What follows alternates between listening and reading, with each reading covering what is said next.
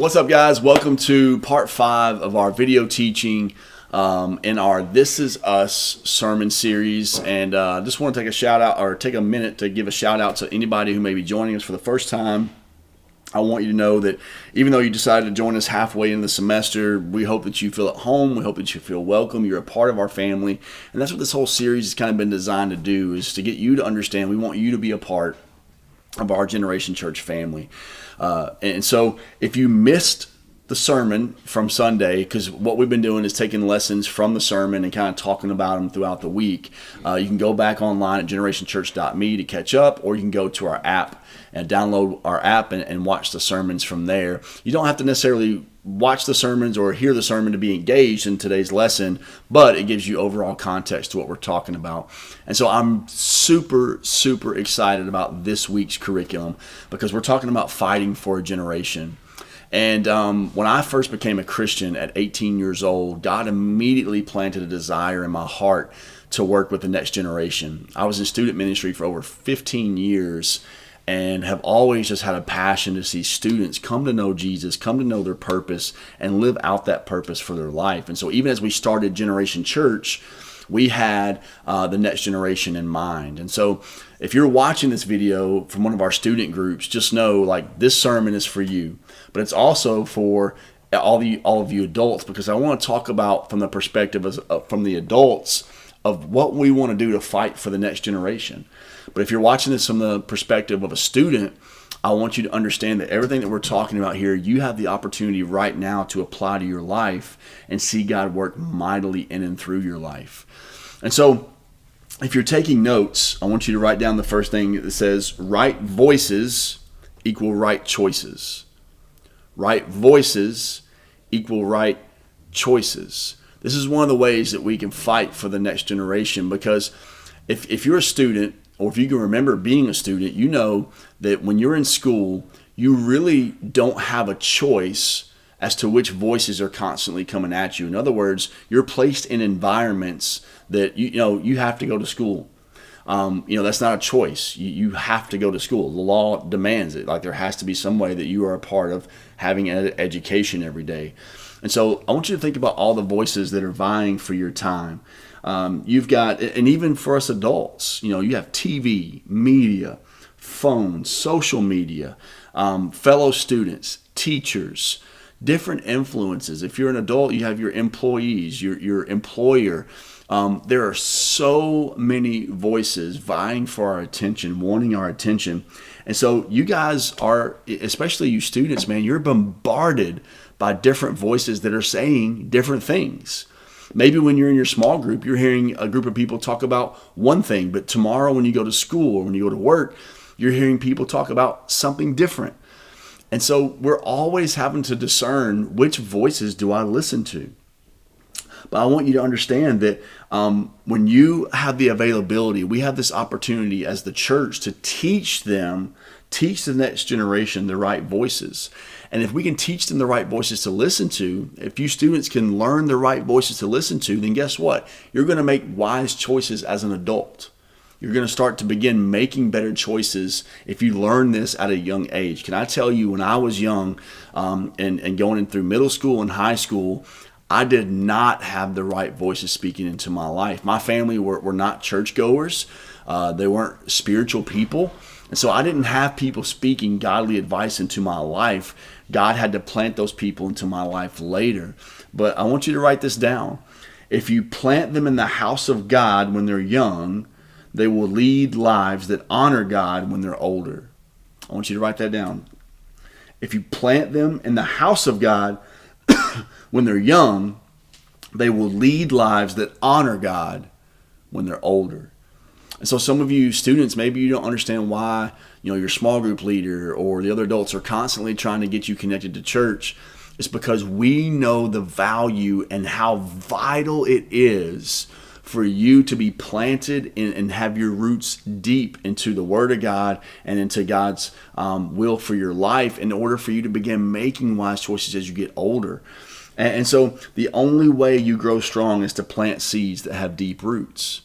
And so maybe you're a parent of a student, and you're just kind of like, well, they don't really want to go to church. I want you to know you're allowing them to dictate, even at 14, 15, 16 years old. You're letting them make decisions on eternity that they're not mature enough to make yet.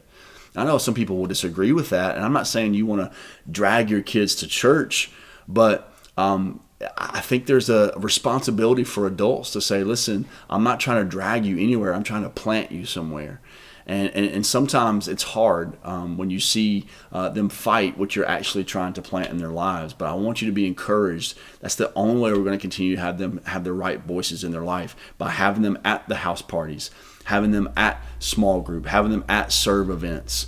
And that starts with us as adults being there ourselves. So the second main point is they will not simply remember what we tell them, they will remember what we showed them. They will not remember what we tell them, but they will remember what we showed them. As adults, we have a responsibility for the next generation, to actually show them what we say that we believe. Our influence on the next generation goes beyond parenthood. As an adult, you play a role in the actions of the next generation. You do. Like, if you're an adult and you're not a parent, you got to know that even your actions within the church, without the church, is affecting the next generation. You think it doesn't affect anybody but you and your friends, but especially with social media, your influence is out there for hundreds, even thousands of people to see. What example are we showing them that they should look forward to as they grow up? As they move forward in their walk with Christ, what kind of Christian do you envision the next generation being? I'll go ahead and tell you, they're going to be the exact same type of Christian you are, because they're seeing it walked out in your life, not just in what you're saying, but in your actions. Think about this. The next generation won't sweat over what you bleed for. In other words, like with every generation, there's a decline in interest in what we're passionate about. And so just think, if you're on a scale from 1 to 10, 10 being the most extreme, and your passion for your own walk of Christ is around a 4 or a 5, that means the next generation is going to be at about a 2. And that's why we're always pushing you to go to the most extreme with your dedication, your passion to serving the Lord and serving people. Because if we're at a 10, then maybe they start at a 5 or a 6, and then we help teach them from there. But the lower and less that we are involved, the next generation is going to be even less involved, because they're not going to be as passionate about what we're passionate about.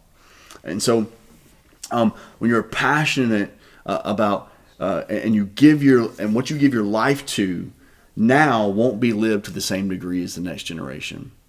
And so it's just human nature. And so the next thing I want you to write down is, if our lives are led with apathy, that's apathy,